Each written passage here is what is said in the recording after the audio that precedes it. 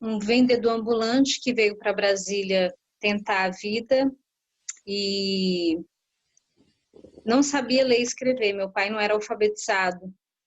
E a minha mãe, aos 5 anos de idade, ganhou de presente uma enxada para capinar a terra. Então, cada um deles, ao seu modo, não teve a possibilidade de frequentar a escola.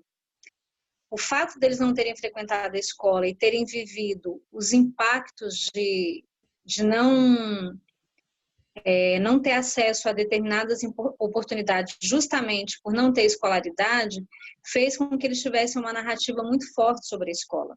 Na minha casa, escola era uma coisa sagrada. Eu lembro da gente ter que ir para a escola doente, né? Eu lembro, por exemplo, da minha mãe ficar internada entre a vida e a morte, e o recado que ela dava para o meu pai no hospital é: eu não quero que os meus filhos percam aula porque eu estou no hospital.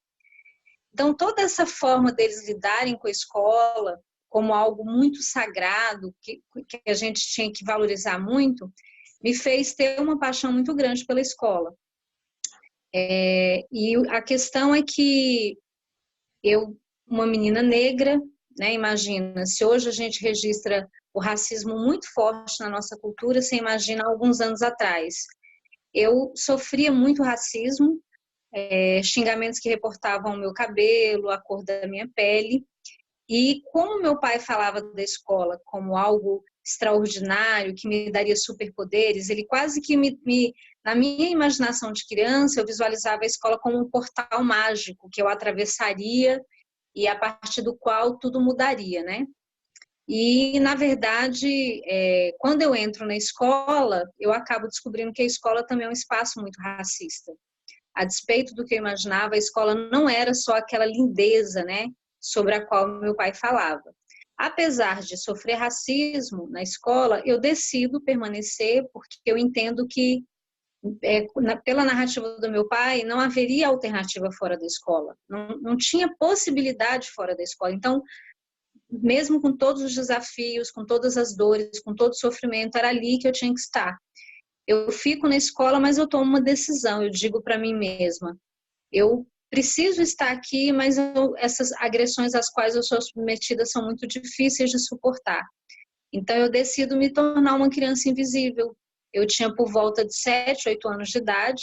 Nessa idade você não tem repertório para entender o racismo.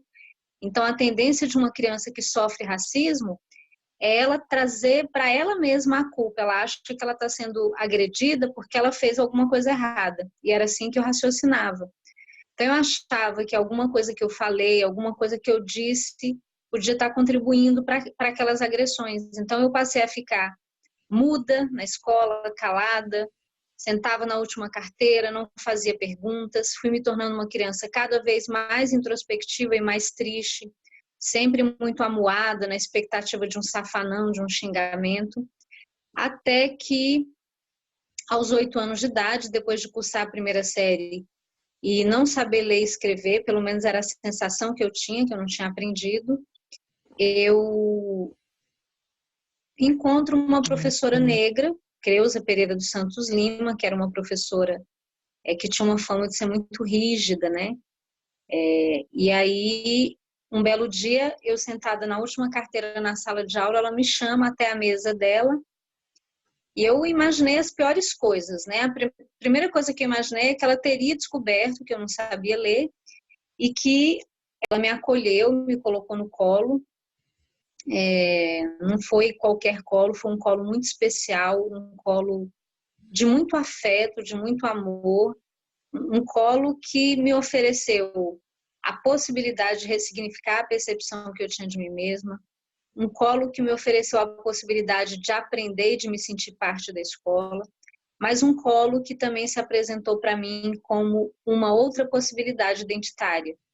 No colo da professora Creuza, depois de viver uma experiência de profunda transformação, de me sentir feliz por perceber que eu era capaz de aprender, de perceber que eu era uma criança passível de ser amada como as outras, eu tomo a decisão mais importante da minha vida. Eu digo para mim mesma, eu não quero ser invisível, eu quero ser professora, porque não deve existir nada mais importante para fazer do que tudo isso que essa professora me proporcionou aqui agora, essa possibilidade de aprender, de receber afeto, de me sentir parte da escola, de vislumbrar um futuro, né?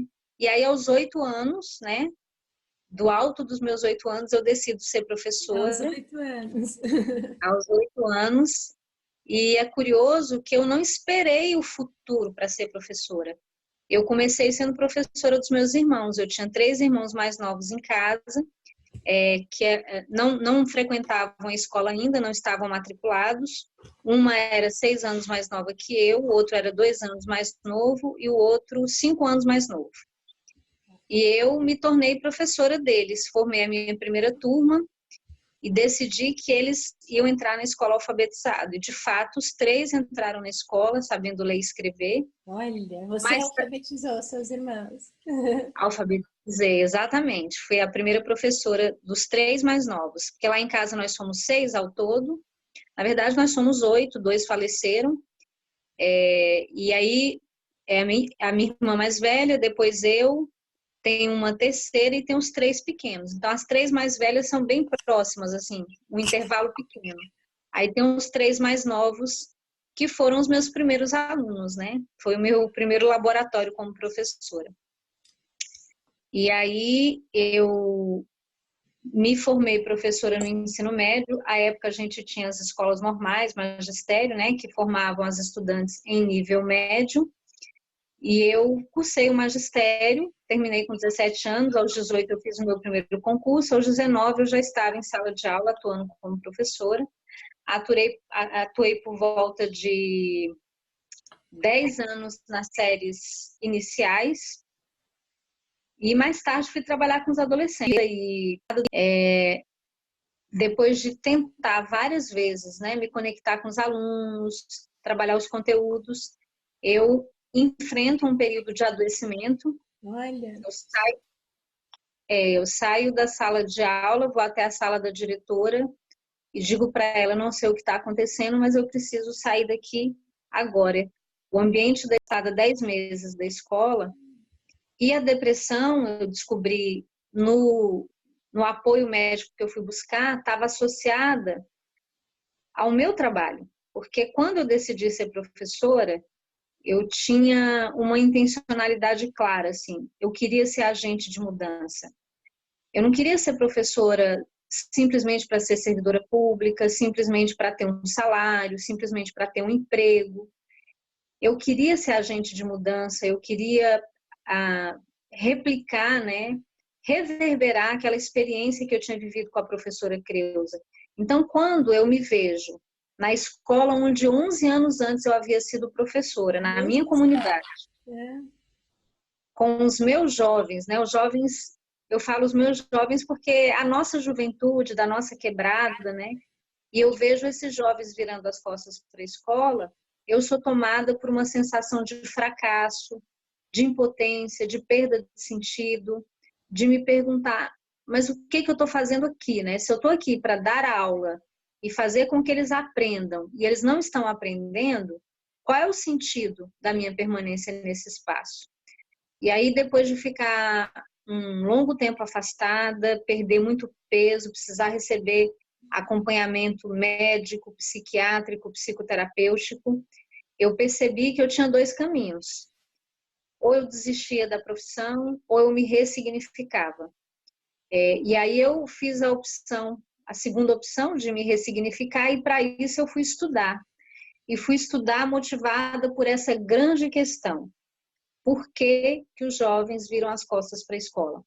A grande pergunta que eu queria responder é por que tudo aquilo que eu estava propondo parecia não fazer sentido para os jovens?